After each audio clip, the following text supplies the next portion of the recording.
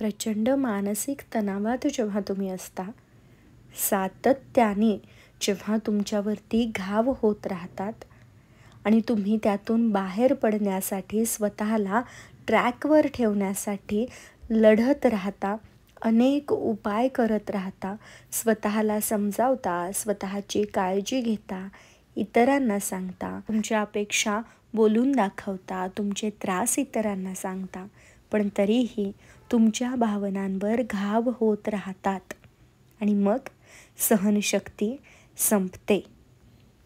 काय बरोबर आहे ना? याच विषयावरती आज आपण बोलणार आहोत.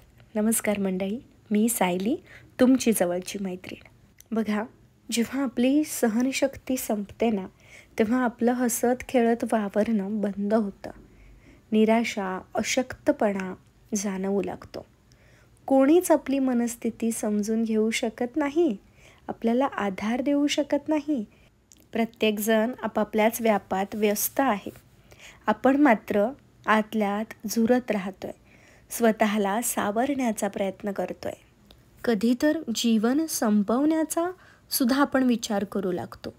हार मानतो आपण, स्वतःचा राग करू लागतो, जगणं विसरून जातो आणि कधी ना कधी प्रत्येकालाच या परिस्थितीमधून जावं लागतं.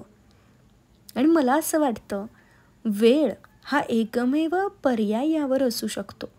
वेळ घेणं, स्वतःला सावरण्याचा प्रयत्न करणं, स्वतःला शांत करणं, भरपूर झोप घेणं, आयुर्वेदिक किंवा होमिओपॅथिक औषधांची डॉक्टरांच्या सल्ल्याने सुरुवात करून घेणं, ह्या अशा गोष्टी आपण उपचार म्हणून करू शकतो. काही वेळ, काही काळ कठीण असतो, पण ती वेळसुद्धा एक दिवस नक्कीच निघून जाते. हे आपण सारखं वाचत असतो किंवा ऐकत असतो. पण त्या वेळेला नुसताच आपल्याला घालवायचं नाही आहे.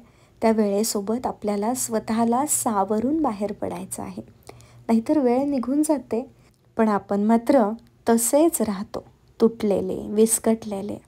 आणि म्हणूनच ही वेळ फक्त निघून जाण्याची वाट पाहायची नाही आहे आपल्याला, तर या वेळेमध्ये स्वतःच सांत्वन करायचं आहे.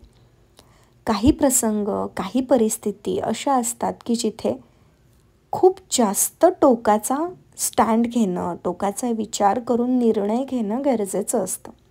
पण काही परिस्थिती दुर्लक्षित करून त्याच परिस्थितीमध्ये खंबीरपणे उभं राहण्याची गरज असते.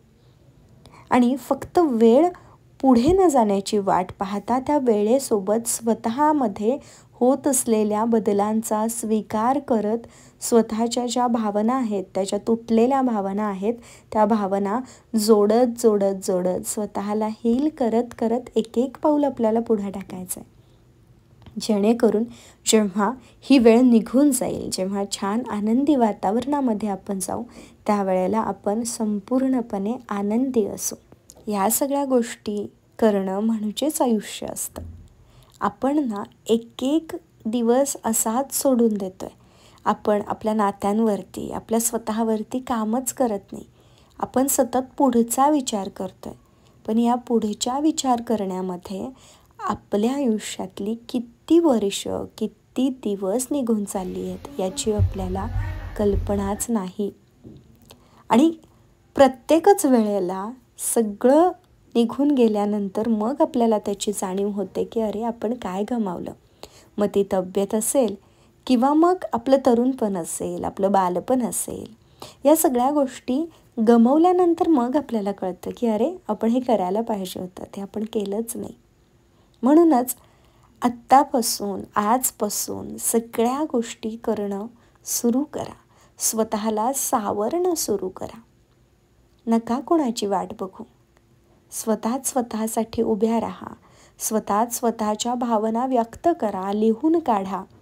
ज्या वेळेला तुम्हाला कसं तरी होईल, वाईट वाटेल, त्या वेळेला जे मनामध्ये चाललंय ते रिकामं जेव्हा होईल, ते जेव्हा मनातून बाहेर पडेल, त्याच वेळेला तर नवीन पर्याय सुचतील, नवीन विचार मनामध्ये येतील. आणि हे मी नेहमी तुम्हाला सांगत असते, पण तुम्ही ऐकता, छान कमेंट्स करता, पण यातलं काहीच करत नाही. आणि म्हणूनच आता इथून पुढे स्वतःला सावरण्याचा प्रयत्न करा. वेळेनुसार बदलायला शिका.